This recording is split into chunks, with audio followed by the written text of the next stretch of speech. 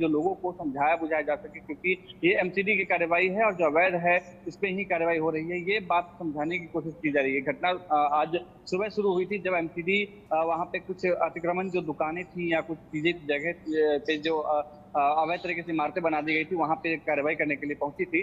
उसमें एक मस्जिद का कुछ हिस्सा भी था जो अतिक्रमण था, उसी को लेकर के विवाद शुरू हुआ था। कुछ महिलाएं, बच्चे और जो लोग थे वहां के स्थानीय लोग, वो आ करके मौके पे जो एमसीडी के लोग थे उनको डिस्टर्ब करने लगे थे और उनपे यहाँ तक कि बुलडोजर पर चढ़ चढ़ के उनको बदमाशी की गई। उनके साथ में जो पुलिसकर्मी थे उनके साथ बदतमीजी की गई, यहाँ तक कि मीडिया कर्मी जो कुछ थे उनके साथ बदतमीजी की गई। तो उसके बाद जो है, क्योंकि पहले शुरुआत में किसी को अंदाजा नहीं था कि इस तरह की स्थिति उत्पन्न हो जाएगी, उस वजह से कुछ कम सुरक्षा बल जो वहां पर पहुंचे, सिर्फ थाना लेवल के जो लोग थे वहां पर वो पहुंचे थे। लेकिन जैसे घटना ने जो विकराल रूप लेना शुरू कर दिया, लोग इकट्ठा होने लगे और लोगों ने इसका विरोध करना शुरू कर दिया। जिस तरह से बुलडोजर पर लोग चढ़ करके लोग जो नारेबाजी करने लगे, तो उसके बाद जो है जो स्थानीय पुलिस मंगोलपुरी के क्षेत्र के हैं, उन्होंने समझाया बुझा करके लोगों को शांत कराया। हालांकि तब तक कुछ हिस्सा तोड़ दिया गया था।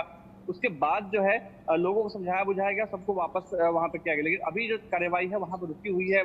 जो पुलिस से जुड़े सूत्र हैं उनका कहना है कि अभी जो है, क्योंकि ये जहाँ अतिक्रमण हटाना है वो बहुत बड़ा इलाका है, बहुत बड़ा क्षेत्र है, और जो अतिक्रमण है वो बहुत ही मजबूत है। उसको तोड़ने के लिए और बड़े गाड़ी की आवश्यकता पड़ेगी या बड़े जो ड्रिल मशीन है उनकी आवश्यकता पड़ेगी। तो वो सब लेकर के आएंगे, दोबारा से उस पर कार्रवाई करेंगे। आपको एक बात और यहाँ जरूरी, ये जो क्षेत्र है, ये क्षेत्र पहले भी इस तरीके के जो मामले हैं, जो झड़प है उसमें मशहूर रहा है, बदनाम रहा है। तो इस तरह की जैसे पुलिस जो है, दिल्ली पुलिस की जो जवान है, वो पूरी तरीके से जो सतर्कता बरतना चाह रहा है कि किसी तरीके से कोई अनहोनी ना हो जाए, किसी तरह के दंगेबाजी या कुछ ना हो जाए। 3 साल 4 साल पहले जब राम मंदिर का निर्माण हुआ तो वहां पर रिंकू शर्मा एक हत्याकांड हुआ था, बहुत ही मशहूर रहा था। तो इस सब की वजह से जो है वहां पे किसी तरीके की पुलिस, दिल्ली पुलिस कोई लापरवाही बरतना नहीं चाह रही है, किसी तरह के किसी मामले में कोई इस तरह की अनहोनी ना हो जाए, इस वजह से पूरी कोशिश में है। इसलिए अभी तत्काल अभी जो है कार्रवाई रोक दी गई है। तस्वीरें आदित्य जो सामने आई हैं उसमें कई लोगों को चोटें भी आई हैं। आप जिस तरीके से बता रहे हैं कि इससे पहले भी इस तरह की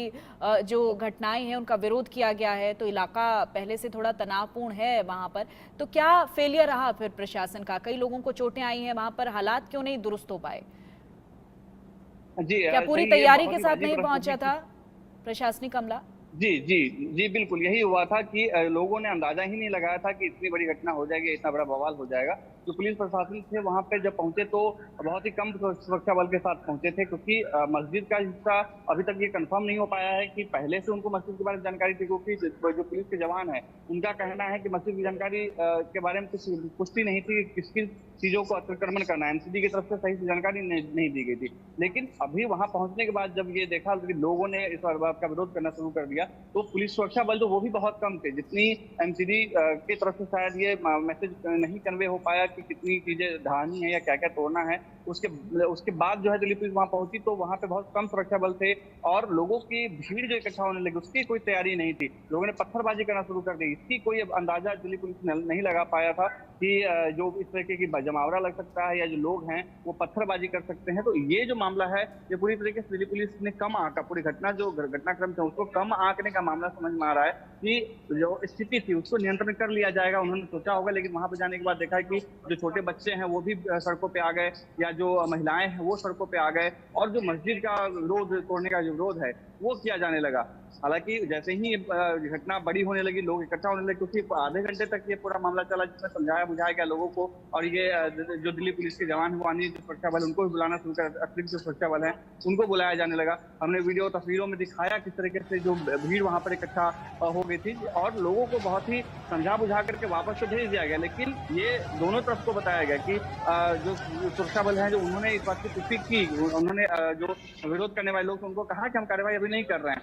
लेकिन जिस तरीके से हमलावर हुए लोग, इससे साफ पता चलता है कि उन्होंने सही से तैयारी नहीं की थी वहां पे जाने के लिए। जिस तरह के संवेदनशील क्षेत्र वो है पूरा का पूरा, उसकी जानकारी होते हुए भी उस तरीके से वहां पे कार्रवाई नहीं की गई। तो कहीं ना कहीं दिल्ली पुलिस की जो लापरवाही है वो यहाँ पे दिखाई देती है। जी फिलहाल अतिक्रमण की कार्रवाई वहां पर रोक दी गई है आदित्य, या फिर काफी काम के बाद उसको रोका गया है? किस तरह की जानकारी, कितना काम हो पाया वहां पे अतिक्रमण की कार्रवाई रोकने का?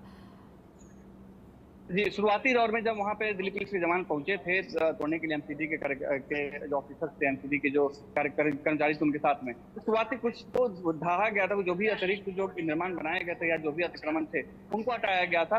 लेकिन जैसे ही मस्जिद के पास पहुंचा, मस्जिद का कुछ हिस्सा जो है वो अतिक्रमण बताया जा रहा है। एमसीडी की तरफ से शायद ये जानकारी दिल्ली पुलिस को नहीं दी गई, तो इस वजह से वहां पे पहुंच तो गए, लेकिन उन्होंने जब तोड़ना शुरू किया तो स्थानीय लोग इस बात का विरोध करने लगे। जी। विरोध को देखते हुए दिल्ली पुलिस ने समझदारी दिखाई और तुरंत जो है काम को रोका, वहां पे जो अतिक्रमण थे उनको तोड़ना रोका और तोड़ करके लोगों से संवाद करना शुरू किया। वहां जो धर्मगुरु हैं या जो लोग हैं उनसे बात करना शुरू किया। धर्मगुरुओं ने भी दिल्ली पुलिस को ये बात सजेशन में बताई थी कि अभी ये काम को आप रुकवा दीजिए, इस काम को बाद में फिर जिस तरह की स्थिति उत्पन्न होगी या वार्तालाप करने के बाद जो है जी। वो आगे की जाएगी।